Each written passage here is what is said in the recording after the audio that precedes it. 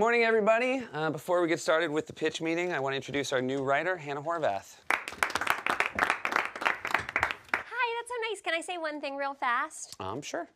I know I'm new, and you probably see me as a threat to your fragile writer's room ecosystem, but not to worry, I'm very easygoing and not at all judgmental, so just bring on the dick jokes, and the jokes, and the meth hooker with a dildo stuck up her rusty vagina jokes, because I can hang in a comedy room. Okay. Thank you, Hannah. Of course, I'm just excited to be here and help you guys get this show out of its incredible funk. Thanks again. Okay, let's go around the room. Amber? Okay, so what if we do a segment called Seth's Rage Cage? And basically Seth says, hey, Winter, it's time to get into the rage cage. All right. Could be good. Hannah, you're next. Okay, this is called Would You Masturbate to This? And basically what it is, Seth holds up photos of, say, Vladimir Putin or Nancy Pelosi and asks the audience, would you masturbate to this? Yeah, and then, sorry, how would the audience respond? Oh, they have those button things, like they have on Who Wants to Be a Millionaire, or they just shout out, like, yes, I'd masturbate to this. I'd masturbate to that, whatever they want to say.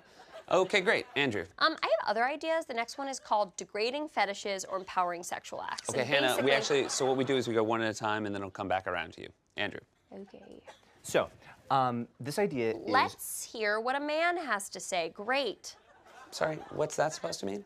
I'm sorry, Seth. It's just you seem pretty eager to hear the man's pitch after completely disregarding two perfectly great ideas from women. Please do not group my pitch with yours. And I wasn't disregarding him. It's just Andrew's turn. All right. So, this is called... Oh, my God.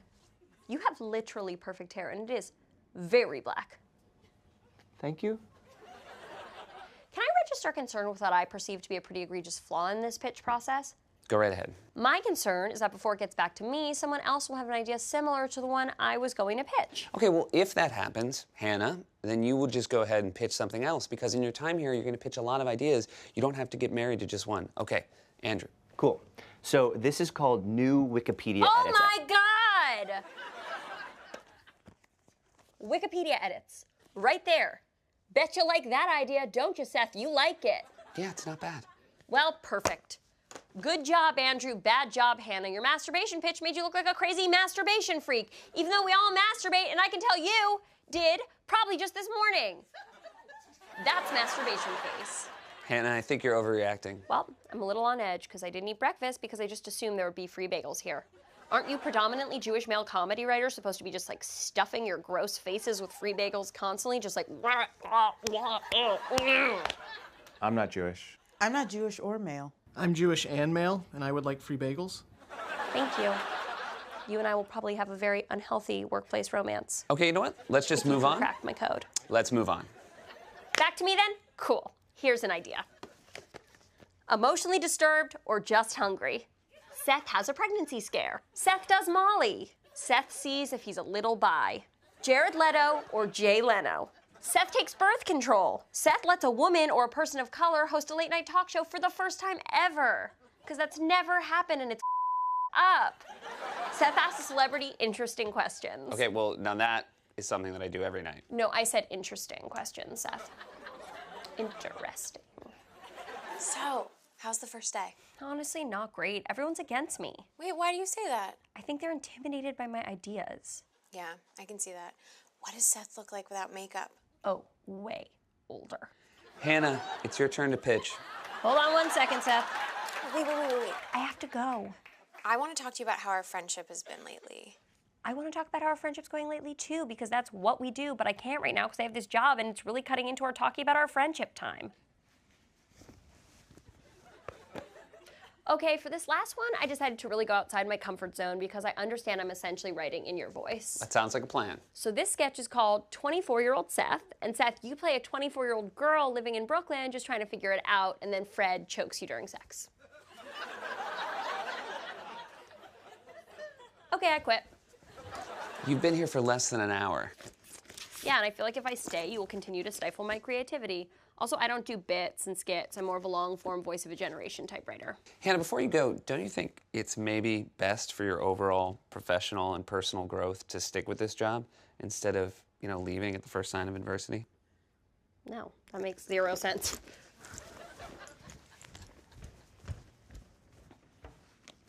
Oh, and just to be clear, this place is stupid. And honestly, the only reason I took this job was because of the bagels, and there are no bagels. Goodbye.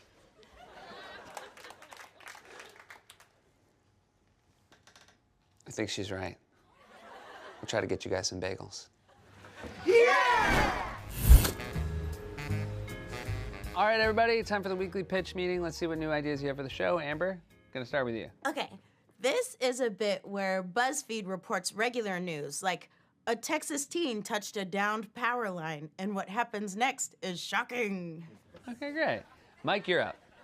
Oh my God. What's wrong? I thought we were doing book reports. I'm sorry, what? Yeah, I swear. You were like, guys, on Wednesday we're gonna do a round of book reports. Be prepared to share with the room. Did anybody else hear book reports? Ben, Reese? No. Are you serious? Yeah. Well, it happens to the best of us. No, it doesn't. Anyways, Huckleberry Finn takes place in the fictional city of St. Petersburg, Missouri. Sorry, what are you doing? Well, I still did the work. We're not gonna sit here and listen to a book report. Oh, it's a pretty good one. Jenny? Okay, this is called Seth Explains Donald Trump to Kids. Oh, I got a pitch. Do you? Yes, I meant to say I did a really thorough book report and a comedy pitch for the show. Well, you're standing with a real book reporty stance, so already I'm filled with confidence. Just let me do this, okay? So this is a desk piece, and it's like, cool graphics package, like maybe the band plays or something like that. And then you're like, I'm Seth Meyers, it's time for a closer look on Mark Twain. Damn it. Mark Twain was born in 1835, but his real name was Samuel Clemens. Stop.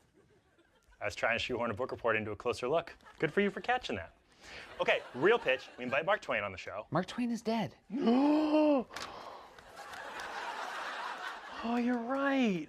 Mike, I never assigned book reports, and quite frankly, if I did, I'm concerned that you chose one for an 8th grader. Concerned your face is for an I'm sorry, what was that, Mike? Nothing. Jeez. Golditch, will you please pitch something? I will, but honestly, I'm not thrilled that he and I get paid the same. That's it. Okay, apparently only the voice chairs do that and not all NBC shows. That's good to know. What's wrong with you? What's wrong with me? This is a diarrhea I made with no help. Sorry if I'm proud of it. Sorry, what did you say? I said I was up all night with this diarrhea and I wanted to show it to my friends. That's a diorama. What did I say? You said you were up all night with diarrhea and you wanted to show it to us.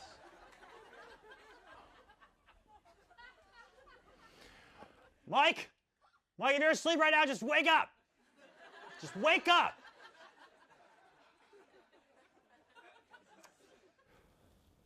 Okay, apparently this is really happening. Yeah, I don't know how to address it either. So, Reese, can you please pitch something? Are they painting a fence in that diorama? Yes. That doesn't happen in Huck Finn. That's from Tom Sawyer. Mike, after all this, did you not read the book? No, I did not. I think you should go. Okay, I think that's for the best, yeah.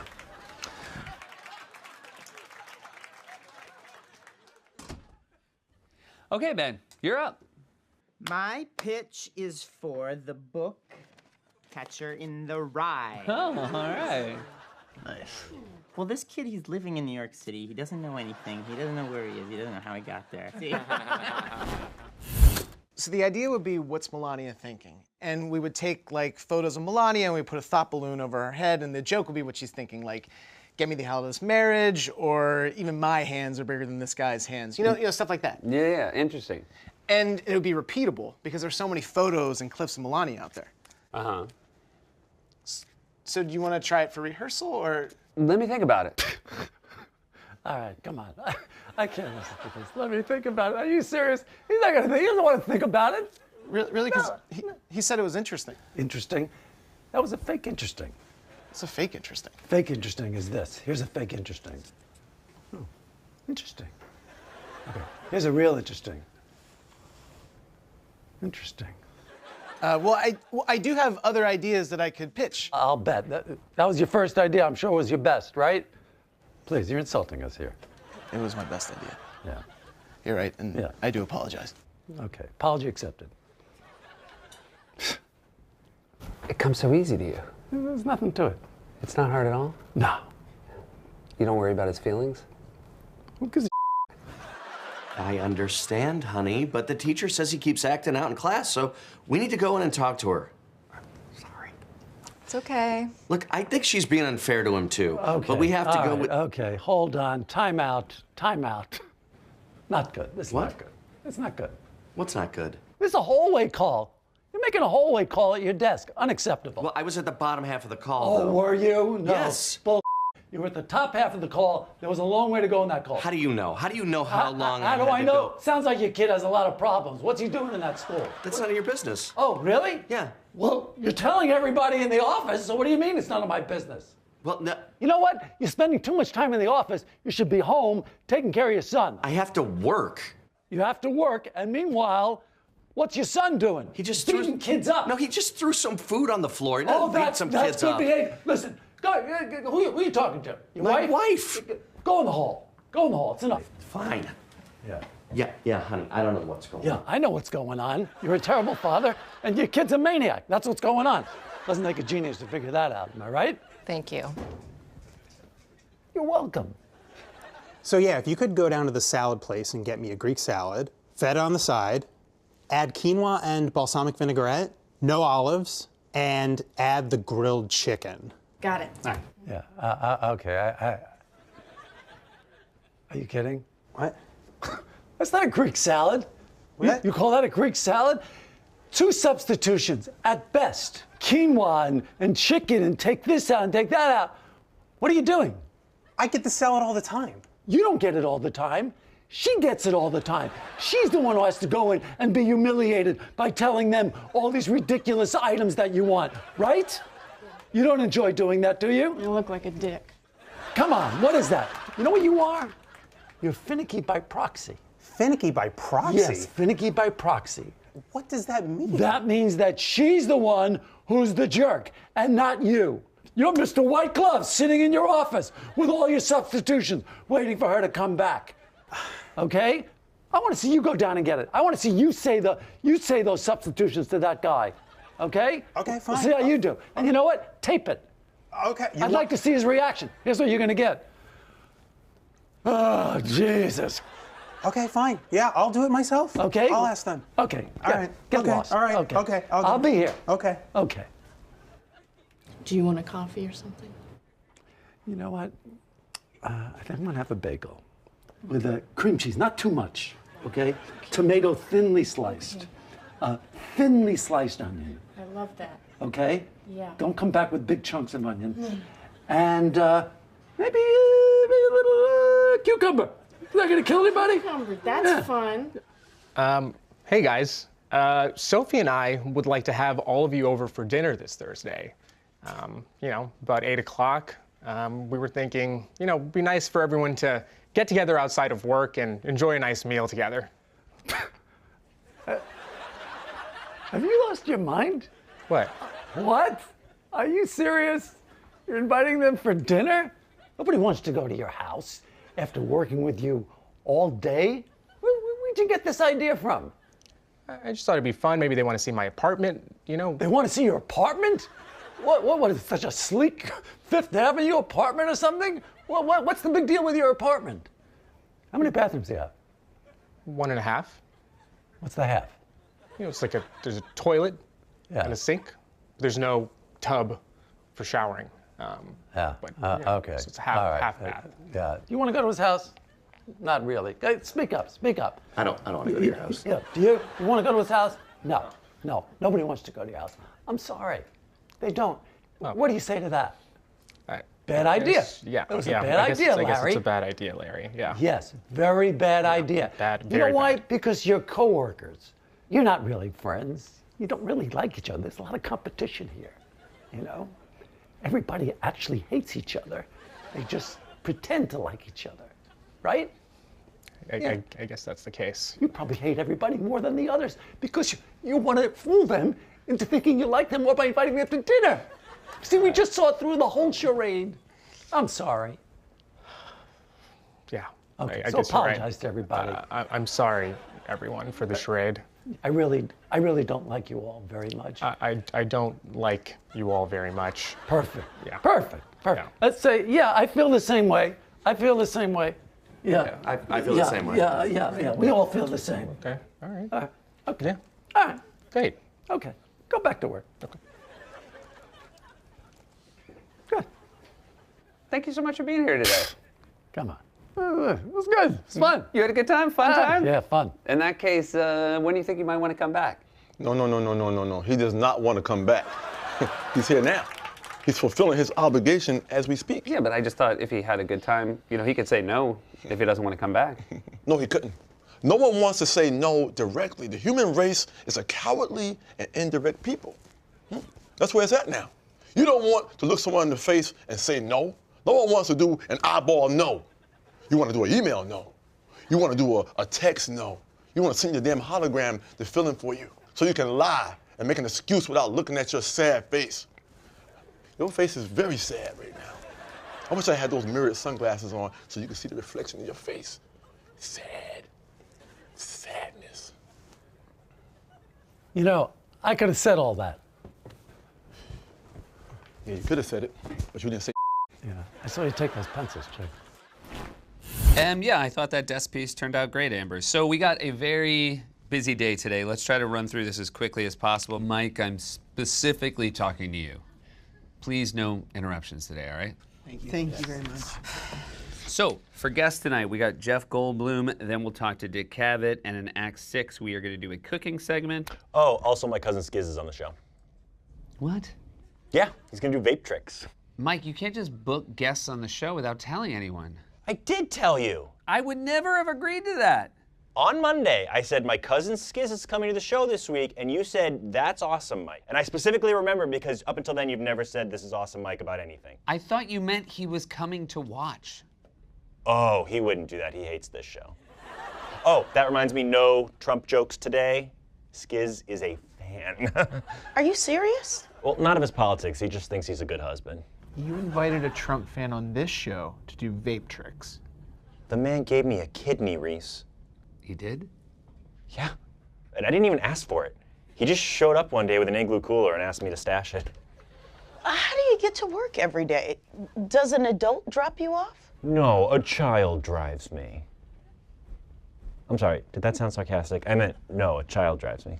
Well, Mike, we can't have 4 guests on the show. I'm sorry. Well, then one of us is gonna have to deliver the bad news. You! You're the only one who knows him. I don't know Jeff Goldblum. We're not bumping Jeff Goldblum. Oh, poor Dick Cavett. I have a question. Yes, Skiz is circumcised. That is not even in the ballpark of my question.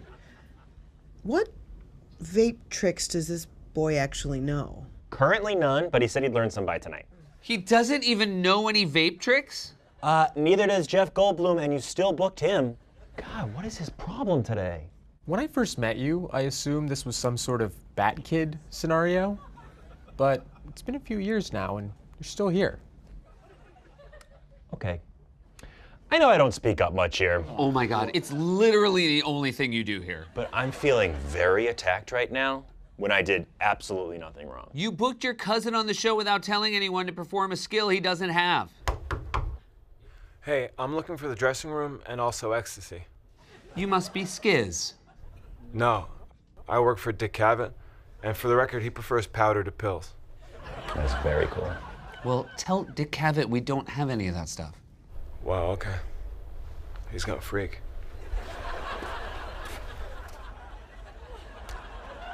I accept your apology. Get out of here.